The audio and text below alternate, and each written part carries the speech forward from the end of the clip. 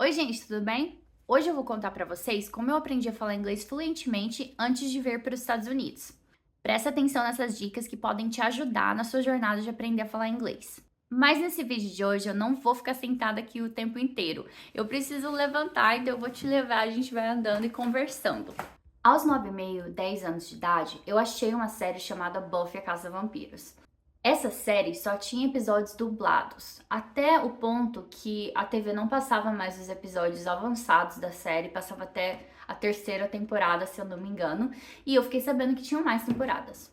Eu tive muita sorte naquela época, não tinha Netflix, não tinha nada disso naquela época, então eu tive a sorte que meu pai pôde comprar os DVDs pra mim das temporadas mais avançadas. Mas a questão é que não tinha episódios dublados e não tinha nem com a legenda em português. Então eu tive que fazer, né?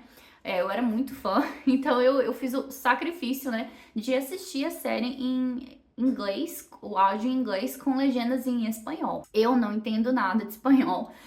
Hoje em dia ainda não entendo, não posso falar que eu falo espanhol, então foi um desafio. Mas foi o mais perto do português, né? Foi o mais perto do que eu entendia que eu consegui achar naquela que era a opção. Foi assim que eu comecei a entender um contexto. Nas cenas, não é muito difícil você entender mais ou menos o que está acontecendo, até se você não fala a língua, se você não está entendendo a língua. Mas realmente o espanhol ajudou a trazer aquele contexto por trás, né? Porque eu entendi algumas palavras em espanhol que me deixava assim, um pouco confusa ainda, mas eu entendia mais ou menos. Ao mesmo tempo que eu tava entendendo contextos, por causa das cenas, da convivência ali, dos personagens, eu fui me apaixonando pela música americana. Na época, eu era adolescente, então eu escutava muita música diferente. Eu escutei muitas músicas que bombavam na minha época e a maioria era americana. Então eu fui escutando artistas como Avril Lavigne, Alanis Morissette, que é canadense até, e eu adorava essas músicas e eu queria muito, eu era muito perfeccionista e eu queria muito cantar do jeito que elas cantavam. Então eu pegava as músicas, eu pegava as letras em inglês, pegava a tradução também e eu tentava cantar do mesmo jeito. Porque a minha paixão por música vem por letras, pela história que vem por trás, isso me ajudou muito. Então eu lia as letras, entendia o que estava acontecendo ali na música e aí tentava soar igual, né? Cantar exatamente igual. Isso me ajudou muito com a fluência.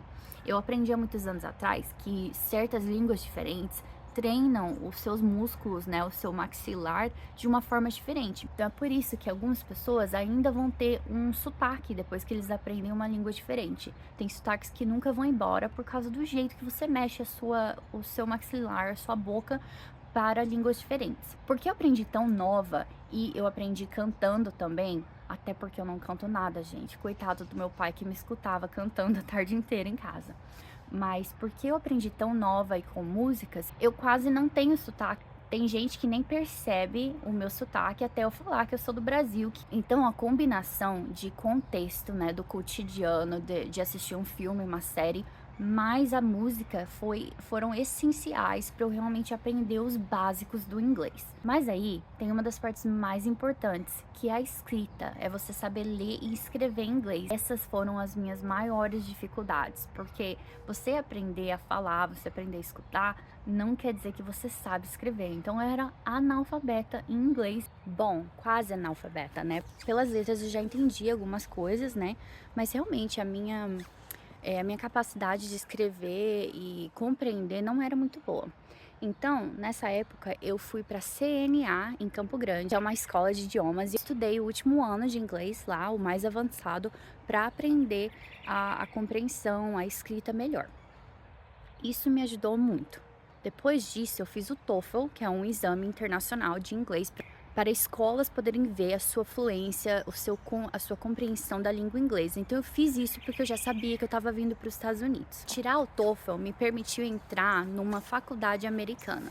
Então quando eu cheguei aqui nos Estados Unidos, eu comecei a fazer cursos na faculdade, mas um dos primeiros cursos foi o curso de compreensão inglesa. Esse curso mudou tudo para mim, porque eu avancei o meu inglês para um nível que eu nem achei que era possível. O curso de compreensão da língua inglesa é um curso que todos os alunos nos Estados Unidos precisam fazer, até se você nasceu aqui. Nesse curso eu escrevi redações de 3, 5, 10 páginas que me ajudou muito a aprender realmente a escrever inglês e desenvolver a minha compreensão da língua.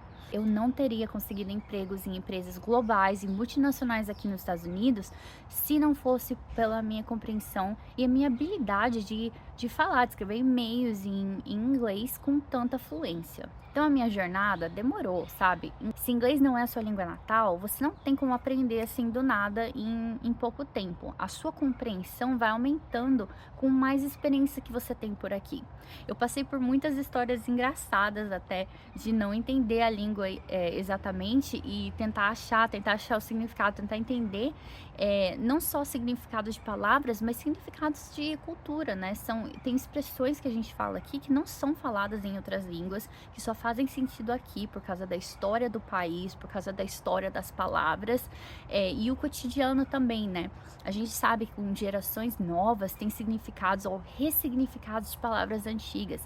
Então, vir para os Estados Unidos depois de ter aprendido o básico realmente foi um divisor de águas na minha jornada a aprender a falar inglês. Fazer um intercâmbio aqui foi maravilhoso, foi uma experiência muito legal e eu acabei ficando, realizando meu sonho americano de ficar aqui. Hoje eu sou cidadã americana, então foi uma coisa muito gostosa que me deu tanta felicidade na minha vida. É importante você lembrar também que o aprendizado é diferente para todo mundo. Então, algumas dessas coisas que funcionaram para mim, talvez não funcionem para você. E tudo bem. O importante é que você vá pela sua jornada de descobrir o que funciona para você aprender a falar inglês. Mas para encerrar esse vídeo, eu não posso deixar de falar da parte principal, que é o medo. Muita gente não aprende a falar inglês por medo do que os outros vão pensar, por medo do que os americanos ou canadenses ou ingleses vão pensar quando você chegar no país e tiver um inglês meio quebrado. Os Estados Unidos é um país de imigrantes, ou seja, em qualquer lugar que você vai por aqui, você vai ver uma pessoa falando um inglês meio quebrado mesmo, um sotaque diferente, e isso é normal. Os americanos estão acostumados e ninguém aqui te julga por falar inglês errado. Não deixe o que você acha que os outros vão pensar de você te parar, te proibir de fazer uma coisa que você quer. E se você tem alguma pergunta, alguma curiosidade, coloca aqui nos comentários. Dá um like nesse vídeo, se inscreva no canal para ver mais conteúdo assim. Beijo!